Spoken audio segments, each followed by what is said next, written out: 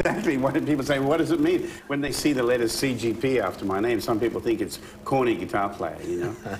That it was an honour given to me by the great Chet Atkins, and it was in recognition of my contribution to the art of fingerstyle guitar. That's what it says on my award. But there are only a few of these people that have got this award in the world. Well, Chet was the first one, and that was for his lifetime contribution to the guitar and to its players. And I mean, he inspired so many people. His albums were, they set a standard that we all aimed for. We still do. So you're an extraordinarily elite company then? I guess so, yeah. So when did you go from playing chords to playing fingerstyle? I think when I was about 8 years old, I started learning melody and chords. When I first heard Chet Atkins, I could hear he was playing everything at once, and I don't know how to explain that because I had no training, and I picked up the guitar because my mother played guitar around me, and I wanted to, and so she got me started. Well, let's see where your story began. Okay.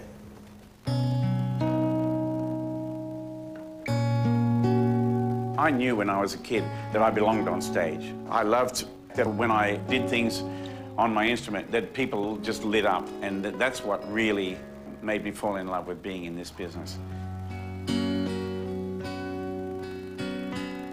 I was born in a little town called Muswellbrook, and my father was working in the open-cut coal mine in those days. My mother was musically talented in many ways. She loved to sing, she loved to play the guitar, and there was music in the house all the time. I'm one of 6 children, and we all loved music. This is a photograph of Phil and I, and behind the door here is my elder brother Chris. But this is 1963, and as you can see, we got paid handsomely, 2 bottles of Coca-Cola. It's really the Shadows that inspired Phil and I. I think it was mainly because their melodies were so good and they were accessible, you know. One day, baby, you will see. People like Chet Atkins, when you're little, you listen to it and it was so beautiful, but it was like so unreachable. And so I had to work it out. I was driven to work it out. And so what he was doing was playing the bass part with his thumb, and then chords and melody with his fingers, like a piano player. And so that kind of set me on a course.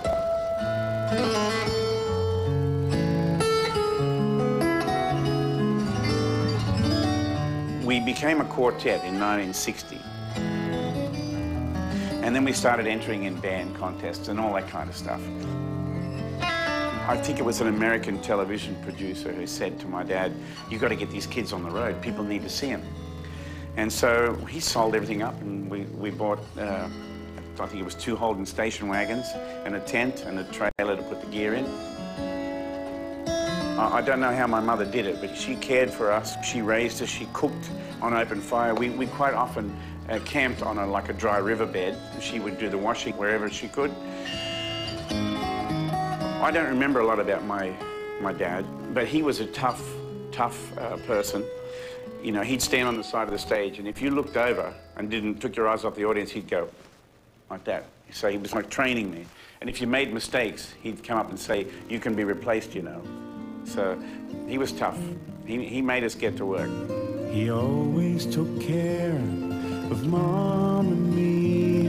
When I was about 19, 20, around that time, and I was really starting to do things in Sydney and make a name for myself, there were nights when I'd be almost in tears thinking, I wish he was here so I could talk with him and he could see this, that I'm making something of myself, you know. And, but that passed, and there were things about my father that I had to forgive him later in life. I had to say, I don't hold a grudge about anything that you've done, and I let it go. And that was a good moment for me. I still can't say goodbye. Oh.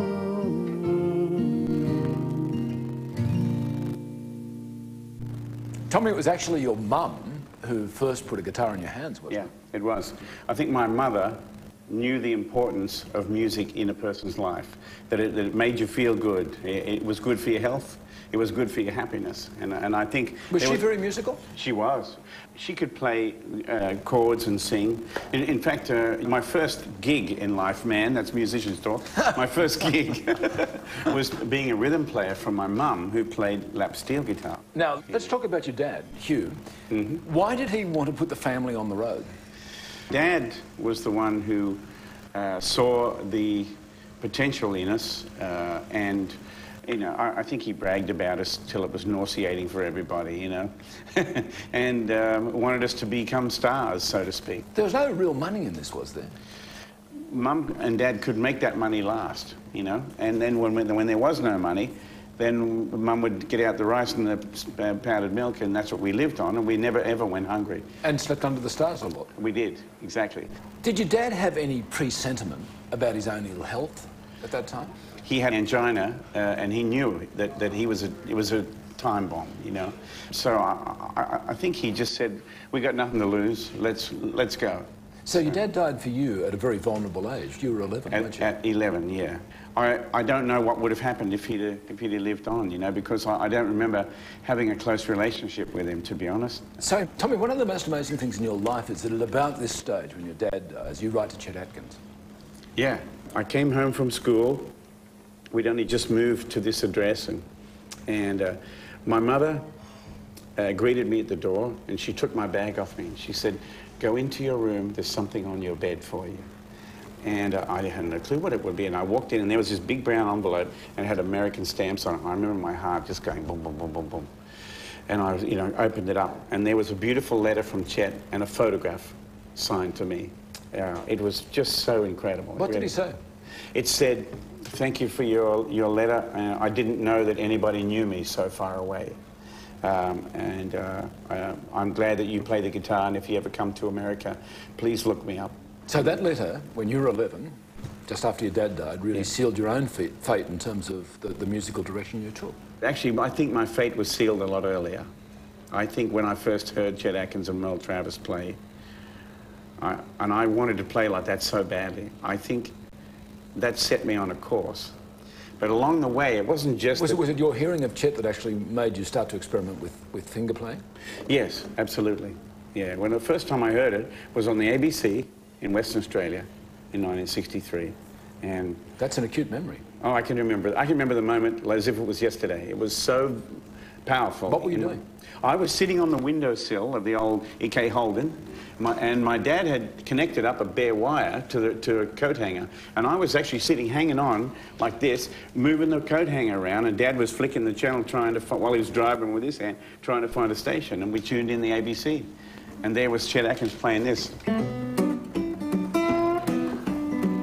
Windy and warm.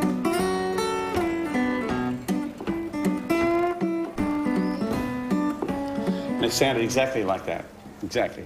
And you know, the funny thing was, this is a funny story. Years later, because we all admired Chet so much, we all thought there's no way that Chet Atkins would use a capo, one of these things, because he's so great. So we all worked out how to play it like that. And it's really hard to play it. Right? And when I met up with Chet in 1980, the first time, I said, "Now, Chet, windy and warm." He said, "Yeah, capo, 3rd fret." Your mum, yeah, after your dad dies, has 6 kids under her wings, and she wants to continue the touring. My mother gave us a choice. She said, "We can either stay here." Where was here? When you... In Ingham, in North Queensland. Right. Yeah. Yeah, Mum said, "You can either stay here or we can go back on the road. What do you want to do?" And Buddy Williams, who was doing pretty well in those days, he immediately came and offered us a job. And we immediately said yes. And so he provided us with a little caravan. There were 6 of us living in a 4-berth caravan. And we did part of the show with Buddy. And that was great, but the Child Welfare Department didn't let us carry on. They forced us to, they banned us from playing in certain areas. So actually, of course, that meant they went after your mother, didn't they? Yeah. And I can remember my mother pleading with them, saying, my children want to do this. This is what they're born to do, and, you know, they're getting a good education. But I can remember her in tears in a public phone box, you know, arguing with these people, and there was no getting around it. So we settled in Parkes. When you finally left school at 15, yeah, you went to Angus and Coote. I did. Worked as a messenger boy. I did, yes. That's... So this is the big smoke. This is in Sydney. Yeah. Well, I moved away from Parkes, and I got the job like that. And that afternoon, I went to meet with Lionel Long, who was doing Homicide at the time. And I auditioned for him, and I got that job as well. So I'd work with Lionel on the weekends as his guitar player and musical director kind of thing. And I worked as a messenger boy for Angus and Coote. And just as all this is happening, your career is about to take off. So let's take a look at that. Okay. I played in a lot of bands, and I really learned so much.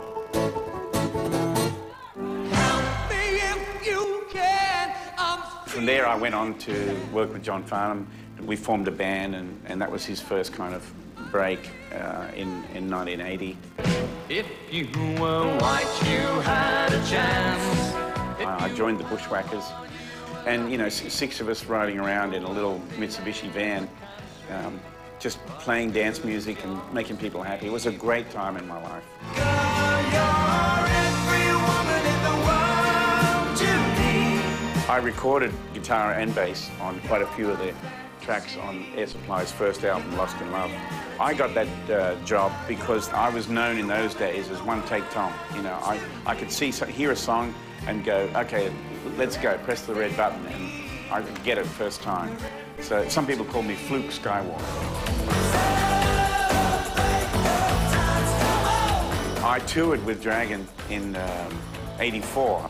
They were already playing to thousands of people around the country. They were a big rock act, right? I think it was about 85, 86, around that time. I would then do my own shows and play places around Sydney. And I built a following like that. And then in '87, I recorded an album called Up From Down Under.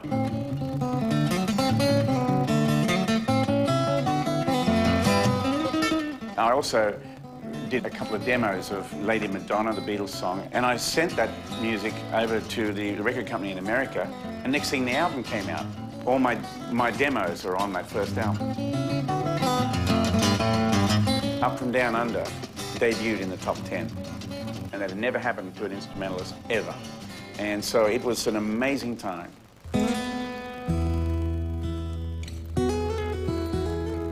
I think the big temptation for me was when I started making money.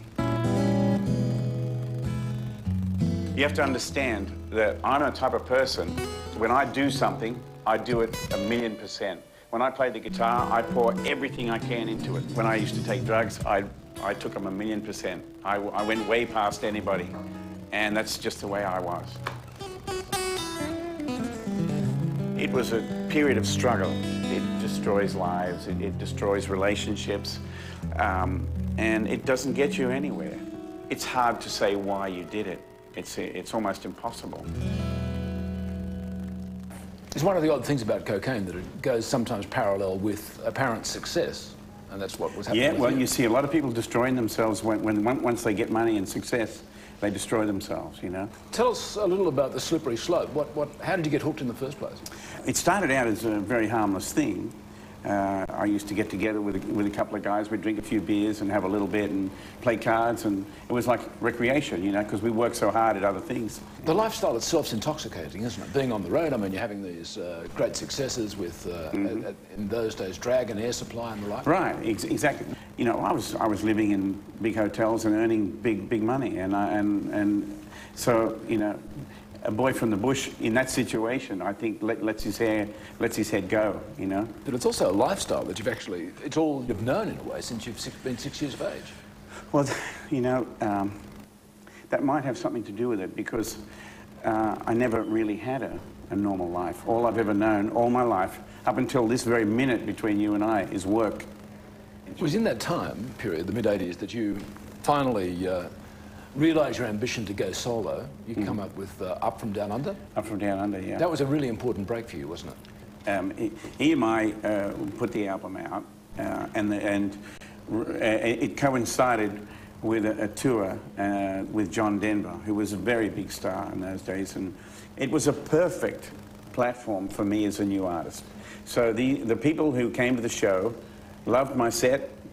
They went crazy, threw babies in the air, and the next day they went out and bought my album, and my album Up and Down Under, which the record company has said there'll be no market for that.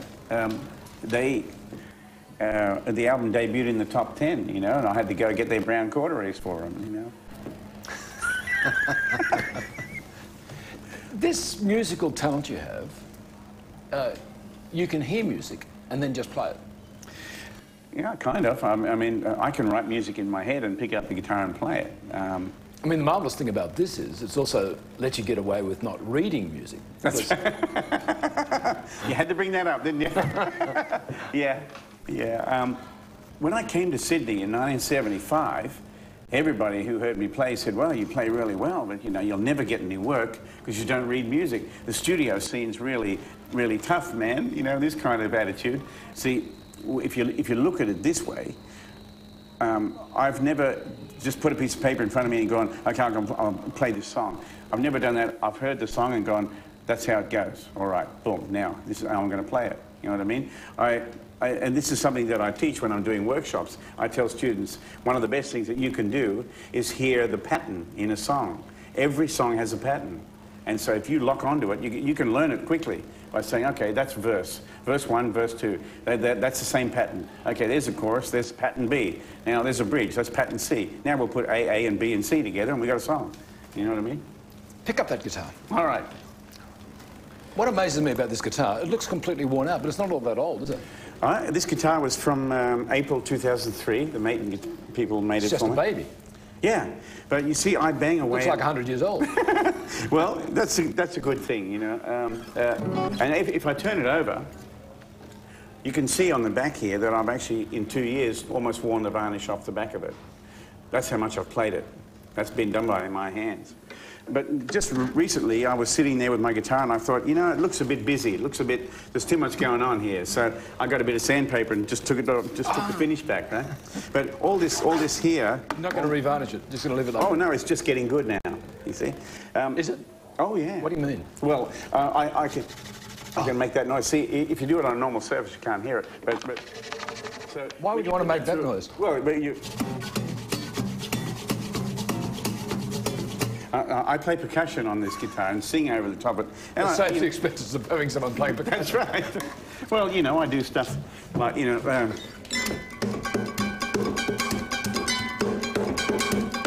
If you put that through a PA, it sounds like a percussion player and a drummer. How many of these have you got? How many do you travel with? I only travel with 3. This guitar, the mouse, is my main instrument. And this travels with me. I never check this guitar in. It always travels with me on a zip bag over my shoulder, all over the world. And talking about travel, you're very busy right now. You're going from place to place. Let's have a look at that. Let's have a look at that. This is the glamorous life of show business. The mid-range sounds great here. Get your food down because you've got lots of work to do. Are we in this Tarago or...? Yeah, oh, it is blue. I thought it was green. So did I. I saw a silver one last night. Sorry. That is good. Because we've been in too many Tarago. Life on the road is good. I open my eyes and I think, I'm going to play a show tonight. I'm going to get out and play my guitar and I'm excited. I was a free and wild and crazy guy. And the last thing I thought I needed was a relationship. I didn't want that. It sure has changed here a lot. And I met Yana and that was it. She got pregnant and we got married and then along came Amanda. It took me until years later to realize just that we just weren't suited for each other and she wasn't happy. The radio interviews for the UK. Want to know when you'll be in the UK? And All right. It was 1998. We sold the house and we went to England, a place where no one knew me. We got this little cottage and got Amanda into a school. Along comes Angelina. And I had to start my life and my career right from scratch again. But things happen, you know. God puts people in your path all the time, and you don't even know it. Martin Taylor, a great jazz guitar player, he said, I'm playing down at the Windsor Arts Centre tomorrow night. Come down and play with me. So in the second half of the show, Martin introduces me as a completely unknown person in England. And I came out and I played my Beatles medley, and I got a standing ovation and people went crazy. 3 weeks later, I played my own show that was sold out in that theatre. Look at Roy Orbison, huh? And my very good friend, come on. I thought that everything was going great because we had the two girls. Give a big applause to Tommy Emmanuel. I was starting to really do well in America and coming home with some decent money. In September of 2002, she'd met somebody. The boys back in Geelong. I thought at that time that we were at the happiest point in our relationship, but it was not meant to be, and I had to give her up and the place in England and move on.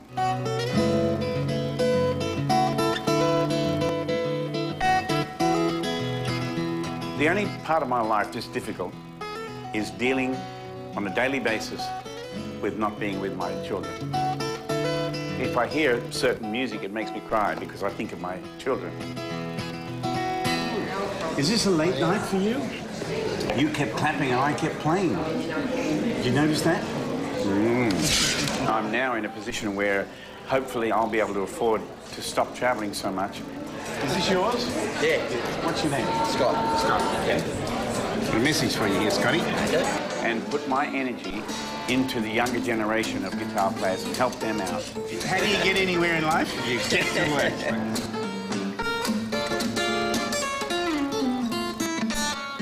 I've got to blaze a trail for the next generation. I've got to give them something real. That's good. Those things, you can use those like, you can use it like that. Yeah. And there are young people out there who can see, well, he's done it, I think I can do it. Anything's possible.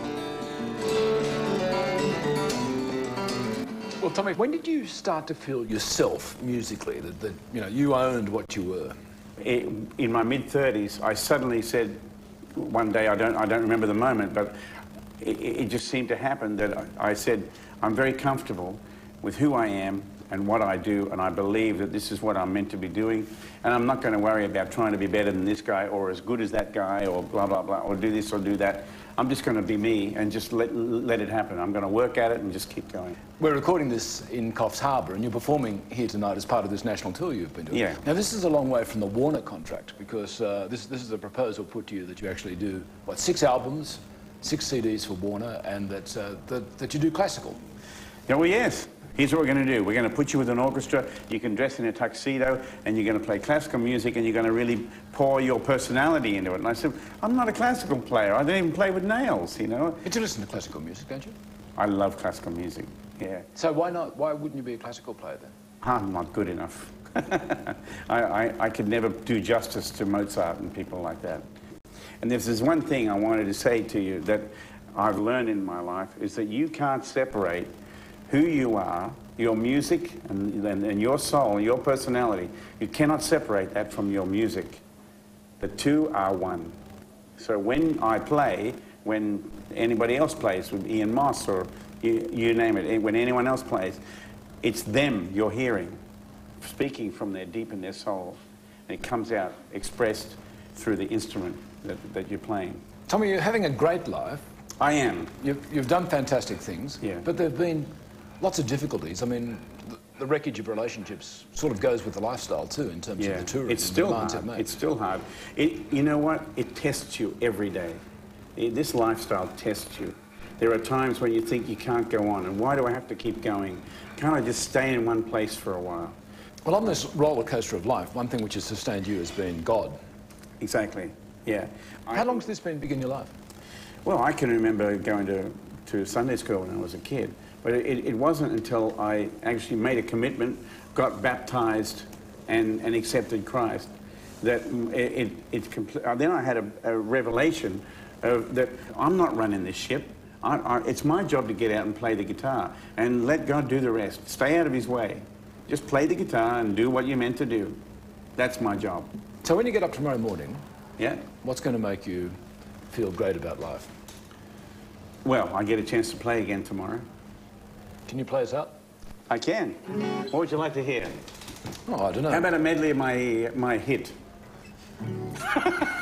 Sounds like a good suggestion. It's got to be short, though. We don't have the rest of the night. All right, here we go.